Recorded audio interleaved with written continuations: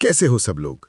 ये वीडियो होने वाला है टाइम फ्रेम अलाइनमेंट के बारे में, जिसे कई लोग टॉप डाउन एनालिसिस या मल्टी टाइम फ्रेम एनालिसिस भी कहते हैं। हम बात करेंगे कि कैसे टाइम फ्रेम्स को एक साथ अलाइन करना है, स्पेसिफिकली कैसे एक higher time frame point of interest से लोअर टाइम फ्रेम एंट्री तक जाना है यूजिंग द एंट्री सीक्वेंस।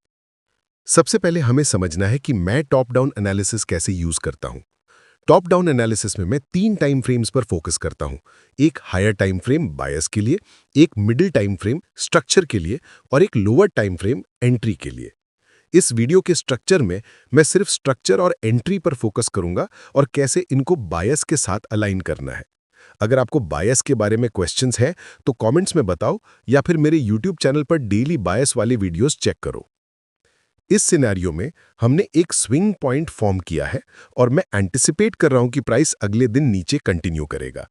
तो उस बायस के साथ मैं अपने स्ट्रक्चर और एंट्री टाइम फ्रेम पर जाऊंगा। अब स्ट्रक्चर टाइम फ्रेम पर मैं क्या देखता हूं? मुझे चाहिए कि ये मेरे हायर टाइम फ्रेम बायस के साथ अलाइन करे। अगर मेरा बायस बेरिश है तो मैं वेट करूंगा एक change in the state of delivery या मार्केट स्ट्रक्चर शिफ्ट के लिए, ताकि मेरा स्ट्रक्चर टाइम फ्रेम भी बेरिश हो जाए और बायस के साथ अलाइन करे। जब ये बेरिश हो जाए तो मुझे एक की लेवल का वेट करना है।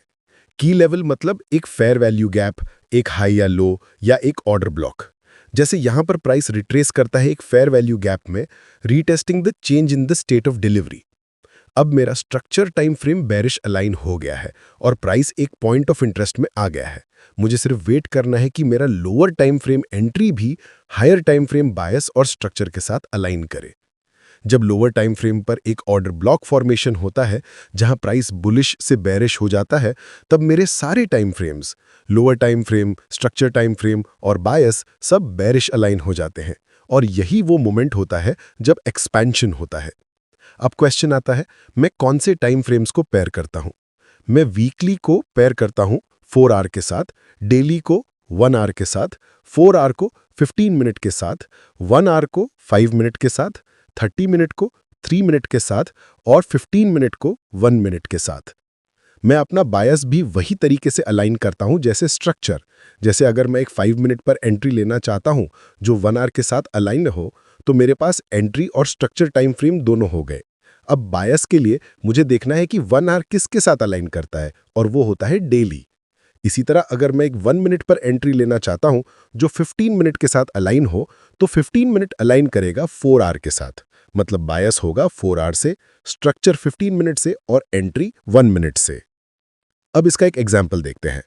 जैसे यहां पर हम एक स्विंग लो में रिट्रेस करते हैं, जो एक की लेवल और पॉइंट ऑफ इंटरेस्ट है हमारी स्ट्रक्चर टाइम फ्रेम पर। तो टाइम फ्रेम अलाइनमेंट यूज करके मैं एंट्री ढूंढूंगा अपने एंट्री टाइम फ्रेम पर यूजिंग द एंट्री सीक्वेंस।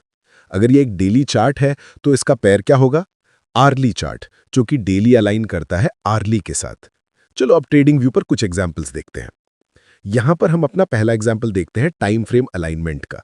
अगर आप सोच रहे हो कि मैं किस टाइम फ्रेम या किस एसेट पर हूं, तो वो नीचे राइट हैंड कॉर्नर में लिखा होगा। और यहां पर जैसे पिछले एग्जाम्पल में देखा था, प्राइस एक पुराने हाई पर वापस आता है। अगर मुझे एंटिसिपेट करना है कि प्राइस इस ओल्ड हाई से रिवर्स करेगा या एक रिट्रेसमेंट देगा और एक नए phase of price delivery start करेगा, तो मैं उसके लोअर टाइम फ्रेम पेयरिंग पर जाऊंगा और एक रिवर्सल का वेट करूंगा। तो वीकली टाइम फ्रेम यूज करके मैं फिर जाऊंगा 4 आवर टाइम फ्रेम पर। अब 4 आवर टाइम फ्रेम पर मुझे वेट करना है शिफ्ट इन ट्रेंड का, जो मैं चेक करता हूं change in the state of delivery से, मतलब series of up close candles उस इंपॉर्टेंट लेवल तक। और यहां आप देख सकते हो कि अभी तक नीचे क्लोज नहीं हुआ है, तो अभी तक स्ट्रक्चर बुलिश से बेरिश में शिफ्ट नहीं हुआ। यहां आप देख सकते हो कि हम कंसोलिडेशन में एंटर कर रहे हैं और अब हमने लेफ्ट साइड के हाईज को स्वीप किया है। तो लेफ्ट हाईज स्वीप करके हमने एक नया हाई बना लिया और series of up close candles important level तक आई।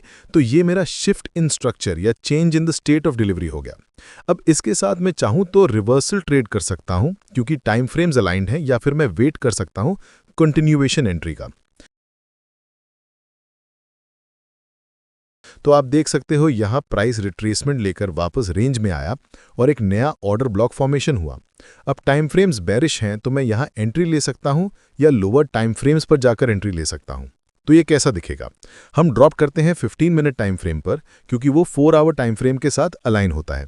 अब 15 मिनट टाइम फ्रेम पर हमारे पास 4 आवर का ऑर्डर ब्लॉक लेवल है, और जब प्राइस वहां पहुंचता है तो हमें 15 मिनट को 4 आवर के साथ अलाइन करना है। तो यहां वेट करते हैं change in the state of delivery का।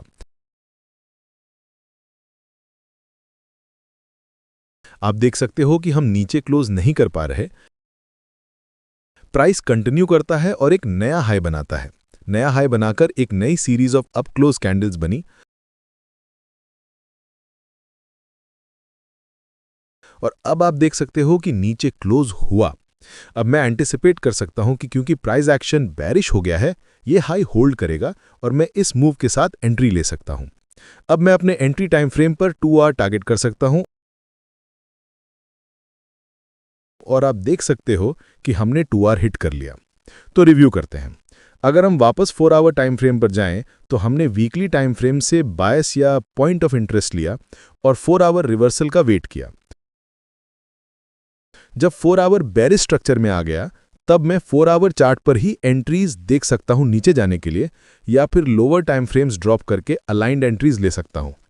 इस सिनारियो में हमने 15 मिनट को बेरिश अलाइन किया 4 आवर बेरिश के साथ, और साथ ही वीकली बेरिश के साथ। अब वीकली टाइम फ्रेम पर वापस जाएं तो आप देख सकते हो हमने एक स्विंग पॉइंट बनाया, मतलब हम एक्सपेंशन कैंडल शॉर्ट ट्रेड कर रहे थे। अब अगर मैं लोअर टाइम फ्रेम में नहीं जाना चाहता और डायरेक्टली 4 आवर पर ही रहना चाहता, तो वो ऐसा दिखेगा कि 4 आवर टाइम फ्रेम पर ही एंट्री लेना और 4 आवर चार्ट को इनवैलिडेशन के लिए यूज करना। वहां आप देख सकते हो कि हमने 2 बार हिट किया, और अगर हम वेट करते स्विंग लो को टेक आउट करने का, तो आप देख सकते हो कि टेक प्रॉफिट भी हिट हो गया। मेन पॉइंट यह है कि अगर मैं 15 मिनट चार्ट पर एंट्री ले रहा हूं, तो मुझे 4 आवर चार्ट भी बेरिश चाहिए और वीकली चार्ट भी बेरिश चाहिए। एक्सपेंशन कैच करने का मेन गोल यही है कि सारे टाइम फ्रेम्स एक ही डायरेक्शन में अलाइंड हो, और यही वो टाइम होता है जब आपको एग्रेसिव एक्सपेंशन मूव मिलता है। तो चलो अब और एग्जांपल्स देखते हैं। तो यहाँ हम आ गए हैं अपने नेक्स्ट एग्जाम्पल के साथ, और आप देख सकते हो हम गोल्ड के डेली चार्ट पर हैं। क्या हमारे पास कोई पॉइंट ऑफ इंटरेस्ट है या सेटअप ढूंढने का रीजन है? और यहाँ हमारे पास 3 दिन का एक्सपेंशन है एक पुराने हाई तक। तो अगर हमें प्राइस डिलीवरी का नया फेज देखना है और रिवर्सल बनना है, तो वो प्रीवियस डे हाई से होगा। तो चलो ड्रॉप करते हैं आवरली चार्ट पर, क्योंकि वो डेली चार्ट के साथ अलाइन होता है।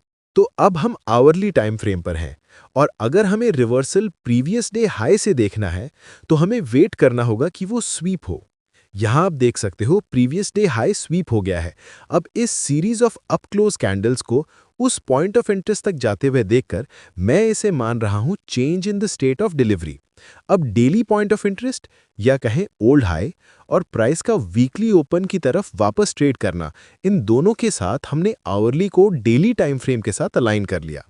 अब इसके साथ मैं यहां एंट्री ले सकता हूं, या फिर वेट कर सकता हूं न्यूयॉर्क सेशन या lower time frame point of interest का। आप देख सकते हो हम वापस आते हैं एक छोटे फेयर वैल्यू गैप तक और रीटेस्ट करते हैं अपने change in the state of delivery का। अब यहां मुझे क्या देखना चाहिए? या तो लोअर टाइम फ्रेम सेटअप, या फिर नया अपोजिंग कैंडल या ऑर्डर ब्लॉक फॉर्मेशन। आप देख सकते हो कि हम वहां क्लोज नहीं करते नीचे, लेकिन यहां क्लोज हो जाता है। तो ये क्या है? ये है प्रोपल्शन ब्लॉक, क्योंकि ये एक ऑर्डर ब्लॉक है जो दूसरे ऑर्डर ब्लॉक से बना है। तो मैं या तो यहां एंट्री ले सकता हूं या ड्रॉप कर सकता हूं 5 मिनट पर। अब 5 मिनट पर नीचे आप देख सकते हो प्राइस ने हमारे आवरली ऑर्डर ब्लॉक को रीटेस्ट किया है और फिर अप क्लोज कैंडल्स की नीचे क्लोज किया है उस पॉइंट ऑफ इंटरेस्ट पर। तो अब 5 मिनट बेरिश है, आवरली बेरिश है, और ये हमारे बायस के साथ भी अलाइन है। तो सारे डायरेक्शन नीचे पॉइंट कर रहे हैं। अब ये एक्सपेंशन के लिए सेट है। तो नए कैंडल के ओपन पर साइड में आने के लिए देखते हैं।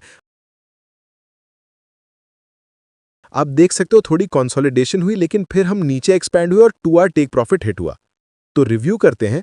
आवरली टाइम फ्रेम पर हमारे पास रीजन था शॉर्ट सेटअप देखने का, बायस वीकली ओपन से दूर एक्सपैंड होने का, और पॉइंट ऑफ इंटरेस्ट तक जाने का 3 दिन के एक्सपेंशन के बाद। लेकिन सबसे इंपॉर्टेंट बात यह है कि मैं एंट्रीज तब तक नहीं लूंगा जब तक मेरा लोअर टाइम फ्रेम या स्ट्रक्चर टाइम फ्रेम उसी डायरेक्शन में शिफ्ट ना कर ले, और फिर मैं लोअर टाइम फ्रेम को हायर टाइम फ्रेम स्ट्रक्चर के साथ अलाइन करूंगा। तो इस केस में 5 मिनट एंट्री लेते समय मुझे 5 मिनट बेरिश सेटअप चाहिए था जो आवरली बेरिश स्ट्रक्चर के साथ अलाइन करे, और वहीं पर एक्सपेंशन कंडीशन मिली। तो अब हम नेक्स्ट एग्जाम्पल पर हैं और हम इस पेयर के 30 मिनट चार्ट पर हैं। अब यहाँ हमने ये लो स्वीप नहीं किया, लेकिन हमारे पास एसएमटी है, smart money technique. Daily profile use करने पर हमारे पास हाइस पर फेलियर स्विंग्स हैं। हम न्यूयॉर्क सेशन में हैं और हमारे पास एसएमटी है। ये क्लियरली न्यूयॉर्क रिवर्सल सेटअप लग रहा है। अब एसएमटी के साथ मैं इसे अपने लोअर टाइम फ्रेम कंफर्मेशन की तरह यूज कर सकता हूँ, और जैसे ही हमें क्लोजर उसके ऊपर मिलता है वो ये बता रहा है कि ये लो होल्ड करेगा। और जब ये होल्ड हो रहा है तब मैं वेट करूंगा 30 मिनट चार्ट पर पॉइंट ऑफ इंटरेस्ट हिट होने का। उसके बाद ड्रॉप करूंगा अपने थेलाइंड 3 मिनट चार्ट पर। और आप देख सकते हो यहां हमने बुलिश फेयर वैल्यू कैप बनाया है।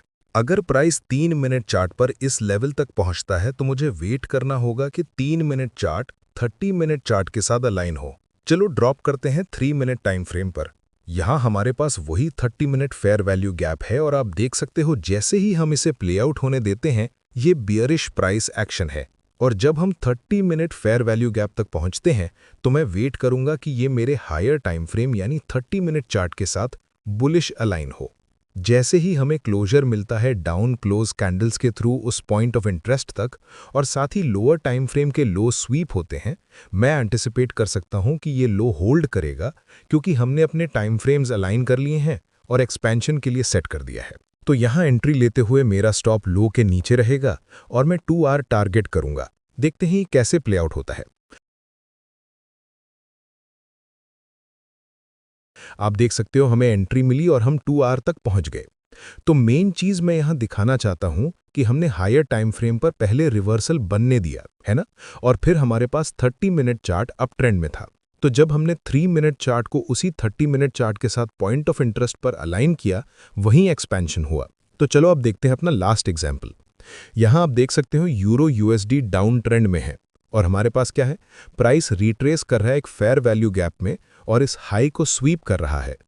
तो इसे कंसोलिडेशन मानते हुए अगर हम कंसोलिडेशन का हाई स्वीप करते हैं तो हमें कहां जाना चाहिए, कंसोलिडेशन का लो। और ऐसा इसीलिए क्योंकि हमारे पास अक्यूमुलेशन, फिर मनीपुलेशन और फिर मैं एंटिसिपेट करूंगा डिस्ट्रीब्यूशन। तो इसे बायस मानते हुए चलो टॉप डाउन चलते हैं डेली बायस से, फिर उसे आवरली टाइम फ्रेम के साथ अलाइन करते हैं और फिर 5 मिनट के साथ भी। तो अब हम आवरली चार्ट पर हैं। हमारे पास डेली चार्ट से बियरिश बायस है, जहां हम ट्रेड करना चाहते हैं कंसोलिडेशन हाईज से कंसोलिडेशन लोज तक। अब आवरली टाइम फ्रेम को बियरिश अलाइन करने के लिए क्या हमारे पास कॉन्फर्मेशन है? हाँ है, क्योंकि उस इंपॉर्टेंट लेवल तक जाते हुए या हाईज को स्वीप करते हुए हमें series of up close candles मिले और वो नीचे क्लोज हुए। तो उस change in the state of delivery के लोअर हाफ या मीन थ्रेशहोल्ड को देखते हुए मैं चाहता हूं कि ये एरिया रिस्पेक्ट हो और प्राइस नीचे कंटिन्यू करे। जैसे जैसे हम लंदन सेशन में आगे बढ़ते हैं, आप देख सकते हो कि रिट्रेस हो रहा है उस पॉइंट ऑफ इंटरेस्ट की तरफ। तो अगर ये एरिया प्राइस को रिस्पेक्ट करता है और नीचे पुश करता है तो हमें वेट करना होगा 5 मिनट टाइम फ्रेम पर आवरली के साथ अलाइन होने का। तो आवरली पॉइंट ऑफ इंटरेस्ट से रिट्रेस करते हुए जहां हमारे पास change in the state of delivery और फेयर वैल्यू गैप है और साथ ही लेफ्ट साइड का हाई स्वीप हुआ है।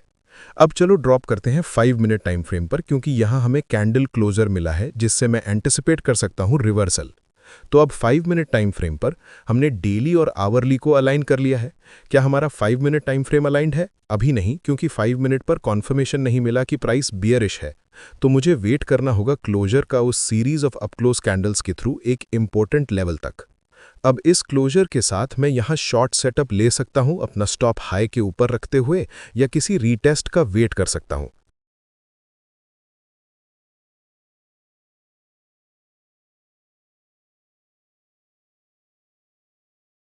तो इस कंसोलिडेशन के साथ मैं एंटिसिपेट नहीं कर रहा कि प्राइस यहीं से रिवर्स करेगा।